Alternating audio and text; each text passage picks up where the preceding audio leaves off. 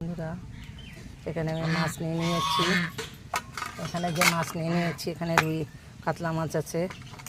এই কাতলা মাছ দিয়ে আমি ফুলকপি দিয়ে তরকারি করব। এই যে লোক সংখ্যা কম আছে, মাছও কম আছে।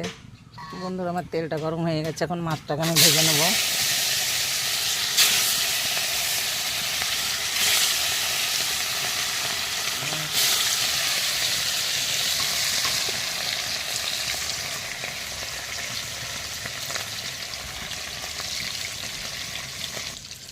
বন্ধুরা, আমি এখন মাছটাকে উল্টে পাল্টে দেবো। মাছটা কিন্তু আমার পিঠ এসে গেছে, হালকা করে মাছটাকে ভেজে নিতে হবে।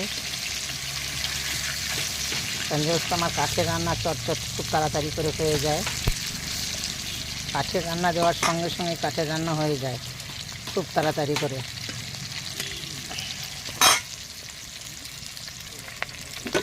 মাছটা আমার ভাজা হয়ে গেছে, এখন আমি নামিয়ে নেব।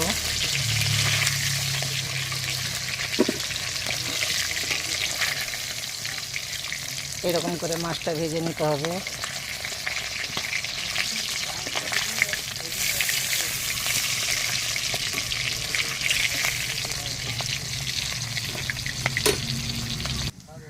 বন্ধুরা, এরপরে কিন্তু আমি দিয়ে দিচ্ছি তেলের পরে কটা জিরা ফোড়ন।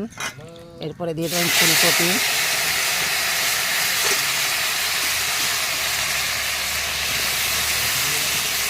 আর এর সঙ্গে দিয়ে দিচ্ছি আমি 2-4টে আলু।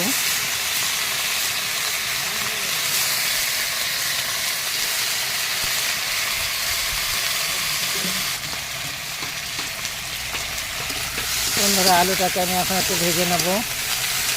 এরপরে দিয়ে দেবো আমি কিছুটা আদা বাটা। এখানে আমি কিছুটা আদা বাটা দিয়েছি। না, আদাটা কিন্তু খুব মিশিং করে বাটিনি, একটু থাকতে গোটা গোটা থাকতে থাকতে আমি দিয়েছি।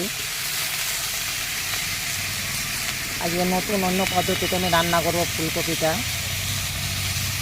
বন্ধুরা, এর ভিতরে দিয়ে দেবো আমি লবণ।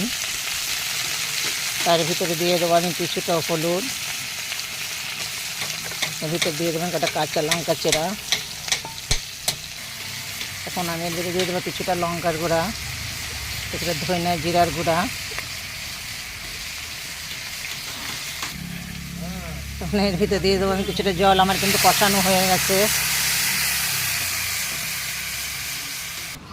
বন্ধুরা, এখন আমি মাছগুলো দিয়ে দেবো। তরকারিটা আমার ফুটে উঠেছে, অনেক সিদ্ধ হয়ে গেছে। এখন আমি মাছগুলো দিয়ে দিলাম। বন্ধুরা, আমার তরকারিটা হয়ে গেছে, আমি নামিয়ে নিয়েছি। আমার তরকারিটা দেখে, ভিডিওটা দেখে একটা লাইক কমেন্ট শেয়ার করবেন, তাতে আমি খুব খুশি হব। কারণ খুব তাড়াতাড়ি শর্টে আমি রান্না করে যাই। যে কোনো মশলা, তেল মশলা একদম কম খাটিয়েছি, শর্টে রান্না করে বেরিয়েছি।